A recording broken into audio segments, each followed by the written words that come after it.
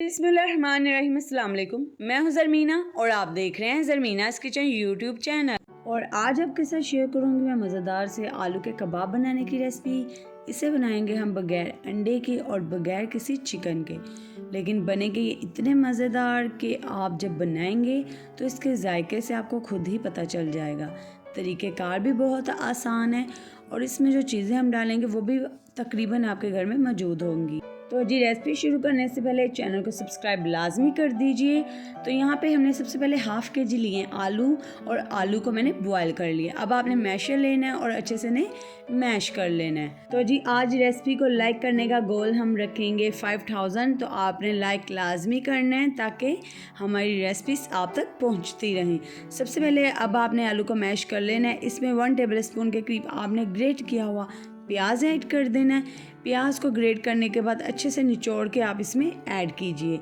और अब हम इसमें 1 टीस्पून के करीब ऐड कर देंगे सब्ज़ मिर्चें बड़ी काट कर, और साथ ही अब हम इसमें 1 टेबल स्पून के करीब ऐड कर देंगे धनिया अब हम इसमें ऐड कर देंगे। और मसालों में हम इसमें ऐड करेंगे हाफ़ टी स्पून के करीब यहाँ पर कुटी मिर्च, और यहाँ पर हम 1 टीस्पून के करीब ऐड करेंगे साबुत ज़ीरा, और यहाँ पर अब हम इसमें ऐड कर देंगे हाफ़ टी स्पून के करीब गरम मसाला, और हाफ़ टी स्पून के करीब हम इसमें ऐड कर देंगे चाट मसाला, और हाफ़ टी स्पून के करीब हम इसमें ऐड कर देंगे लाल मिर्च का पाउडर।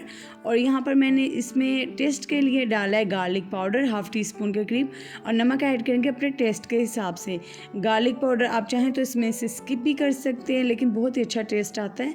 और अब हम इसमें बाइंडिंग के लिए और टिक्कियों को ज़रा क्रिस्पी बनाने के लिए हम इसमें ऐड करेंगे यहाँ पर ब्रेड क्रम्स। ठीक है जी, अगर आप ब्रेड क्रम्स नहीं ऐड करना चाहते तो आप यहाँ पे चावलों का आटा भी ऐड कर सकते हैं। और इन तमाम मसालों को आपने अच्छे से मिक्स कर देना है। और कबाब बनाने से पहले आपने दोनों हाथों पर अच्छे से ऑयल लगा लेना है, और अब आपने कबाब बनाने शुरू कर देने हैं। और इसी दरमियान अगर आप मेरे चैनल पर नए हैं या अगर आपने अभी तक चैनल को सब्सक्राइब नहीं किया तो चैनल को सब्सक्राइब कर दीजिए और बेल आइकन को प्रेस कर दें। इससे मेरी आने वाली हर नई रेसिपी का नोटिफिकेशन आपको वक्त पर मिल सकेगा। तो जी ये देखिए, इस तरीके से आपने गोल सी शेप में टिक्की बनाकर तैयार कर लेनी है। ये बिल्कुल तैयार हो चुकी है। अब आप इसे प्लेट में रखते हैं और इसी तरीके से आप बाकी के कबाब भी तैयार कर लीजिए।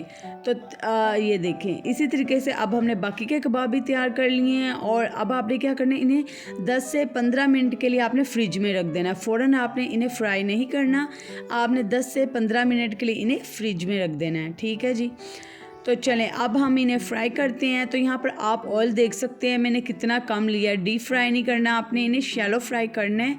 तो यहाँ पर अब हम इसमें एक एक करके कबाब ऐड करेंगे और मीडियम फ्लेम पर हम इन्हें फ्राई कर लेंगे दोनों तरफ से। तो जी अगर आपको रेसिपी पसंद आ रही है तो इसे लाइक लाजमी करें और अपने फ्रेंड्स एंड फैमिली मेम्बर्स के साथ इसे शेयर भी करें और इस रेसिपीज़ को ट्राई भी किया करें। बहुत ही मज़ेदार रेसिपीज़ मैं आपके लिए लेकर आती हूँ, बेहद आसान भी।